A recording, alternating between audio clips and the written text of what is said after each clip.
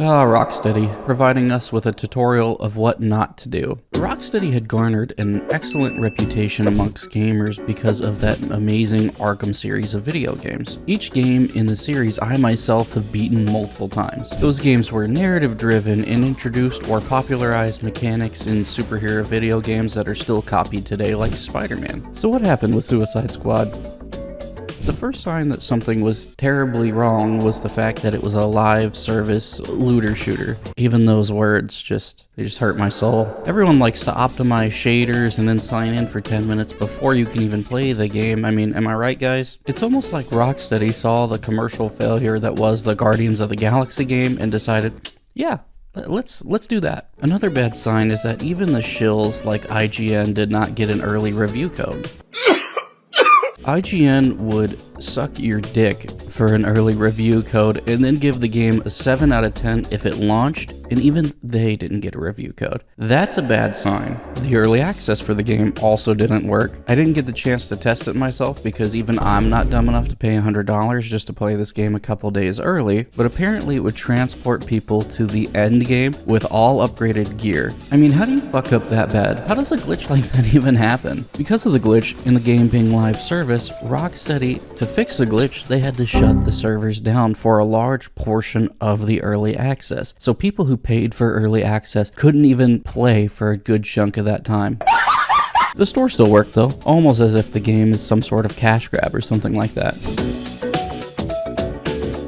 The writing is poor. Definitely the DEI, diversity hire, low IQ nonsense filled with cheap one-liners, most of which fall flat in the game. The company Sweet Baby Inc. helped with the writing in the game, and unfortunately, it shows. Sweet Baby Inc.'s mission statement reads as such. Founded in 2018, Sweet Baby Inc. is a narrative development and consultation studio based in Montreal and working around the globe. Our mission is to tell better, more empathetic stories while diversifying and enriching the video games industry. We aim to make games more engaging, more fun, more meaningful, and more inclusive for everyone. Holy buzzword, Batman. There are a ton of red flags just in there. Notice they didn't want to make the best possible game. Surprisingly, at the time of recording, the Steam reviews are very positive. However, most of the comments I saw agreed the game is overpriced at $70 and maybe would be more suited to be sold for about $30. Although maybe that very positive review should be taken with a grain of salt because there are many people reporting that Steam is deleting negative reviews. And when you look up reviews on other sites, the score is closer to a 3 or 4, which as we know is not very positive reviews. The lack of polish was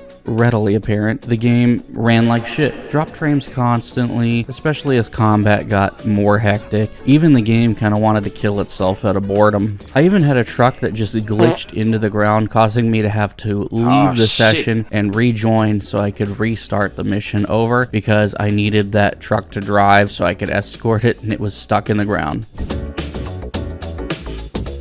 The gameplay is the sort of rapid-paced, brain-dead gameplay designed for the TikTok generation. It's not exactly bad, but the game tries to cover it up with colorful explosions of diarrhea all over the screen. It's sort of the facade of interesting gameplay. The UI is atrocious, but again, this can largely be contributed to the explosions of colors the game throws all over the screen. The missions are boring and repetitive, which doesn't do anything to hide how uninteresting the gameplay is. Most of the missions are just missions of attrition where you just survive waves of enemies for a certain amount of time, or there's like vehicle escort missions and you just have to keep fighting until the clock runs out. Everything feels copied and pasted with slight changes here and there, like when you copy your friend's homework but you don't want the teacher to get suspicious. Even the Brainiac fight at the end of the game is just a reskin version of the Flash fight, which doesn't make sense because Brainiac is a genius, so you'd think he'd realize that wasn't going to work because you already killed the Flash.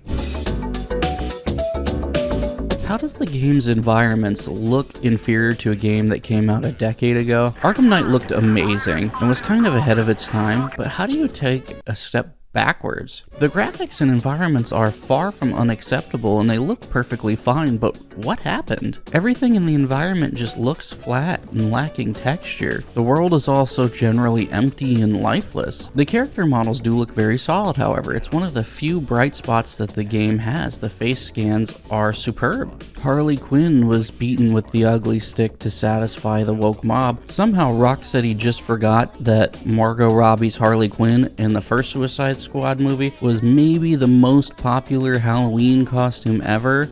Why is that? Because she was hot. Like hot. Call me toxic, but I don't want to play as some uggo that's less attractive than your average McDonald's cashier unless I get to create the character. Of course, they had to virtue signal with the inclusion of the pride flag at the Hall of Justice. Everyone keeps saying that pride flags aren't that important, but they have to be included in every video game.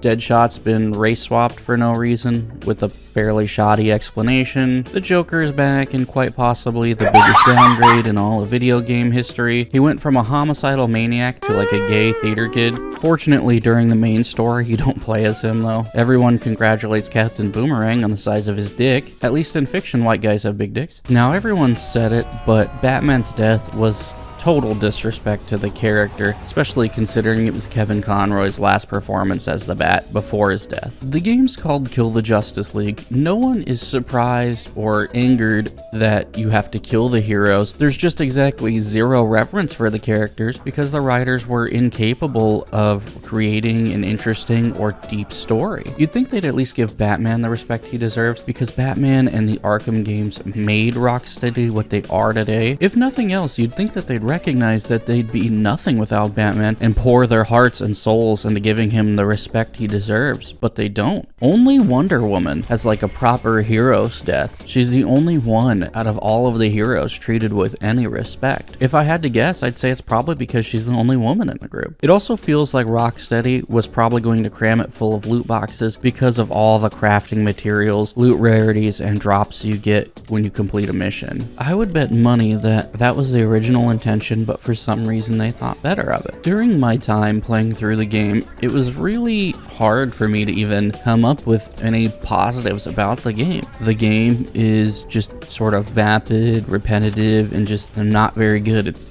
kind of trash, honestly. It's hard for me to even say like at what price point I would recommend this game at, because obviously at $70 I wouldn't. Would I recommend it at 30? I don't know. Would I recommend it at 20, 10? This game probably would make more sense if it was free and then they just monetized the store. But even then, the game is just, it's not good. So I don't think I could recommend it at all. If you have the game and you're playing it and you enjoyed it, great, good for you. Don't let me piss in your Cheerios. But it's just the type of game that makes you wonder why it was made. No one asked for this. And especially no one asked for it from Rocksteady. If anything, even if they weren't going to do a heavily focused story on Batman, we would want them to focus heavily on another character and do another game like the Arkham series where it's very narrative driven. It doesn't have to be Batman. It doesn't have to be Arkham. It would just have to be that sort of style where it's very focused on the narrative. And in this game, it's not focused really on the narrative because they want you to play the endgame content. It's focused on what happens afterwards. The only problem is there's no incentive to play it after you beat the main story. There's not even really an incentive to beat the story because the story sucks. So it's not really a game that's made for anyone. It's just trash. And that's what keeps coming to mind. The game just isn't good. I can't think of any incentive to play it at any point. Now, I've only scratched the surface of the problems with this game in this video, but I think that you guys have heard me complain about it for long enough. If you did like the video, please leave a like, guys. It really does help the channel grow a ton. Please also subscribe, turn on post notifications, and comment down below telling me what other types of videos that you do want to see from me in the future as well. But as always, guys, this has been your boy Drinker, and I am out of here. Peace.